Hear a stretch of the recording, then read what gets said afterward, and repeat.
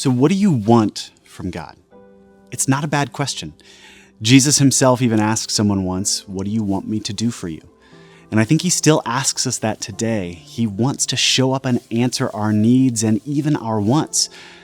But there becomes a huge block in the way we approach God if wanting something from him is kind of our only thing. It's our only play.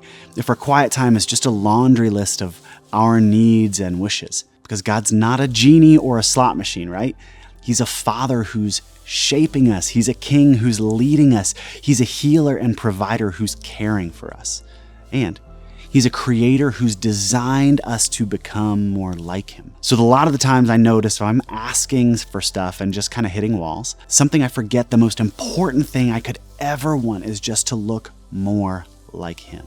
That if I want anything more than I want that, I'd be lucky if he were to actually say no or to say not yet.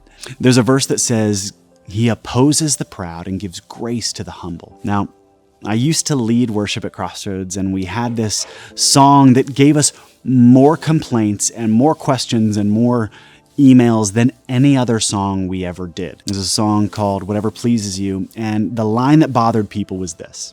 It said, "We will seek your face and not your hands."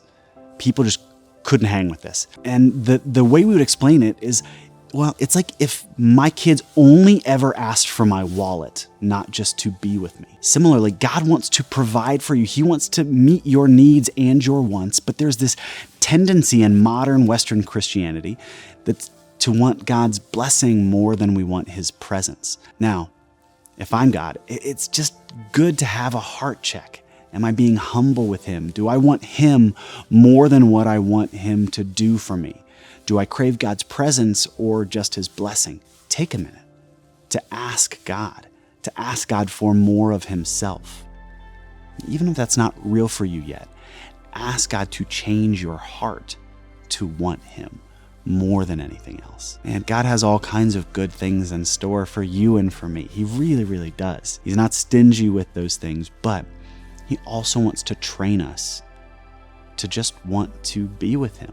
The same way I want my kids to enjoy sitting on the couch with me and not just when I take them to Target to the toy aisle, right? God wants your heart. God wants your time. God wants your attention. God wants your devotion. God wants your trust. God wants you. And he wants the same from you. He wants you to want him more than anything else.